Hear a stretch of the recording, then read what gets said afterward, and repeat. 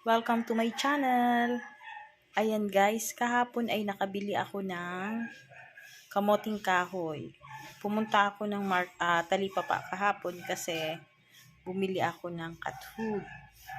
Then, nung nag-ikot-ikot ako, after na nakabili na ako, may nakita akong mama na nagtitinda ng bagong harvest na kamoting kahoy. Kaya ayan guys, napabili tayo ng kamoting kahoy at biglaan na makakagawa tayo ng cassava cake. Ayan, nabalatan ko na siya guys. Actually, mura yung kilo niya. Nasa 25 per kilo. Mura siya. Nasa 32. Ibig sabihin, sobrang 1 kilo. Then, meron na ako dyan na milk. May gata na rin ako. Kailangan na lang natin itong lagyan ng itlog. Then, tingnan natin mamaya. Sige guys, balikan ko kayo ha.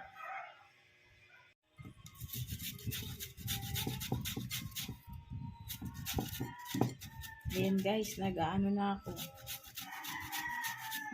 Nagkakayod na ako nito ng ng kamoting kahoy para mamaya ay tuloy-tuloy na tayo.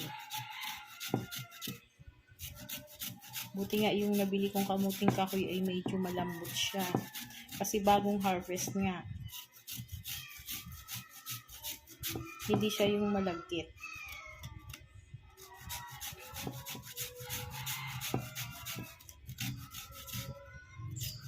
Para mamaya may merienda tayo.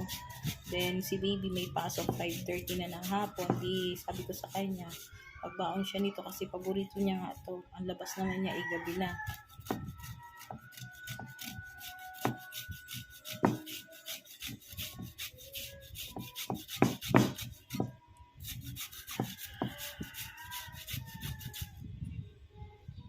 Guys, ayan, okay na yung aking pagsasalangan ng lulutuin na cassava cake. Pagpasensyahan nyo na guys kasi medyo maingay. Malakas kasi ang ulan dito sa amin ngayon. Ayan. Ito, yung tray talaga to mismo ng paglulutuan, na pagbibikan. Ito, yung sa steamer to ng aking sinasaingan, tsaka ito. Wala akong available na mapag-bakean. Kasi alanganin yung size ng na available na nandito, hindi kakasya. Doon kasi ako sa turbuhan magluluto. Kasi meron naman doon na nasi-set for bake. Then, nilagyan ko sila ng dahon ng saging para mas mabango. Ayan. Then, kinat ko na siya. May konting allowance pa para pag nailagay ko na yung lulutuin na cassava, ay may ano pa siya, may allowance pa. Kasi bababa pa yan eh. Pag bumaba na siya, mailalapat na natin ng maayos yung dahon. Pag nailagay na yung mixture ba. Ayan siya guys. Pasensya na, medyo maingay ang ulan natin. Maulan sa amin ngayon. Sigurado pag nakasalang na ito, mabagong-mabango. Kasi unang-una yung amoy ng niluluto, then yung amoy ng dahon ng saging. Dati pag nag-bake ako nito, hindi ko siya nilalagyan ng dahon ng saging. Pero ngayon, para maiba naman, then may kakaibang aroma na mas mabango talaga. Ayan, nilagyan ko sila ng dahon ng saging. Then, mas mabilis siyang tanggalin dyan sa pinaglutuan. O, sige guys, later balikan ko kayo. Bye! Ayan guys, naka-ready na. Ang nilagay ko dito ay yung tinayid na cassava, yung kamoting kahoy. Nilagyan ko ng gata. Nilagyan ko ng condensed milk. Itlog.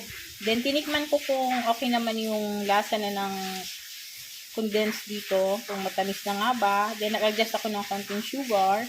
Actually, hindi ako nag-base dun sa pinaka-ratio ng pag-bake ng cassava cake. Ito ay pancham. Sabihin na natin na yung mabilisan lang na pagluto na kung anong available meron tayo. Then, meron tong margarine. Nilagyan ko siya. Konting vanilla. Then, wala akong available na buko. Yun ang wala sa akin. May isa na akong naluto, guys. Ayan, pinapalamig na siya. Then, may nakasalang na naman ulit na isa. Ayan. Kasalang yung isa. Then, yung may isa pa ako ditong available. Ayan. Nilagyan ko siya ng dahon ng saging para mas mabango. At ayun nga, amoy na amoy sa kalsada. Naaamoy siya. Kasi galing ako sa labas kanina. May pinuntan lang ako saglit. Pagbalik ko, sabi ko, ang bango talaga. Ang sarap nito, guys. Yung sabi ko nga, di ba? Kung anong available ko ngayon na pansahog, yun ang ginamit ko. Kung baga, ang itsura niya ay parang bibingka siyang nag-level up. Ang sarap nito, guys. Nakakatakam. Ayan, guys. Nakaluto na ako. May 2 set na akong naluto. 2 tray. Ayan siya, guys. Ang sarap niyang bango-bango. Then, nakatulong pa yung amoy ng yung amoy ng dahon ng saging. Then, yung nilagyan ko ng ng margarine pa, then ng konting vanilla. Maya-maya luto na to.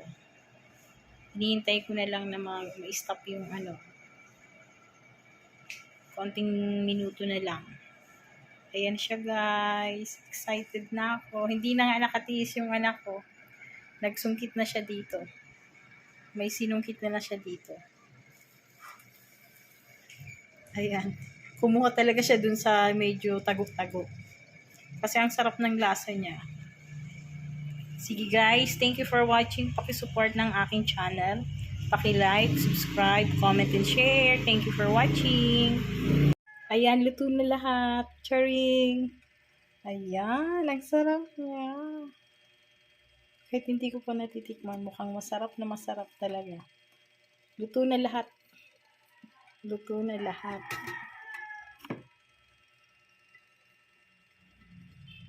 Ayan siya. Hindi na nakatiis yung anak ko. Kaya nagsungkit na talaga siya. Nagsungkit siya dito sa medyo tago-tago. Ayun. Paborito to ni baby. Mamaya magbabaon daw siya. Ang sarap nito. Ayan, nakaluto na tayo. Sige, guys, paki-support ng aking channel. Paki-like, subscribe, comment, and share. Thank you for watching. Bye!